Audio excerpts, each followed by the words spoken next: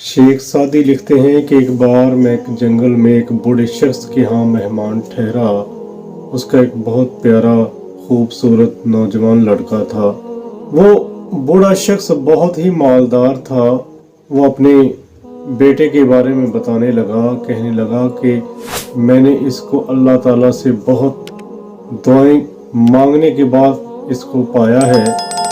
यहाँ तक कि इस जंगल के अंदर एक दरख्त है जिसके नीचे बैठकर लोग मन्नतें मांगते हैं, दुआएं मांगते हैं, और जो वो मांगते हैं अल्लाह ताला उनकी दुआ को कबूल करता है।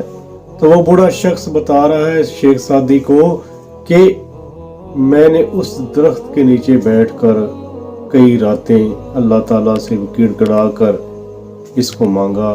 जब अल्लाह ताला ने इसको मुझे अता कर दिया तो मैंने इसकी देखभाल की, इसकी परवरिश की, इसकी निगहदाश्त की और इसको परवान चढ़ाया।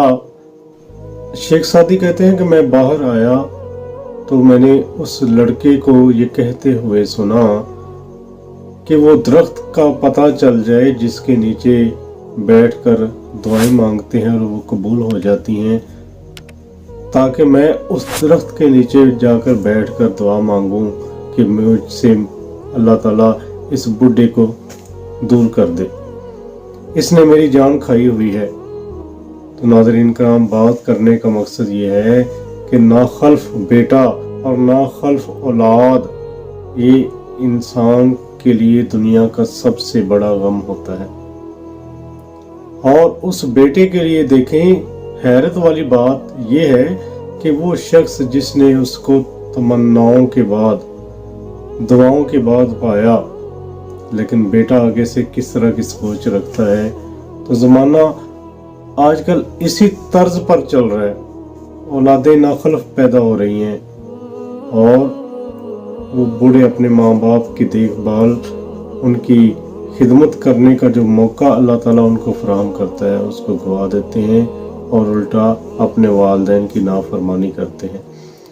याद रखें कि अल्लाह ताला हर इंसान की बुराई को माफ़ कर देगा, हर जुर्म को माफ़ कर देगा, लेकिन वालिदैन की जो नाफरमानी है अल्लाह ताला इसको माफ़ नहीं करेगा।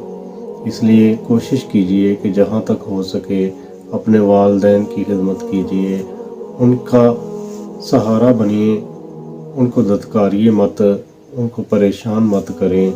उनके लिए ये मत समझें कि वो हमारे ऊपर बोझ हैं, बल्कि वो अल्लाह की रहमत हैं आपके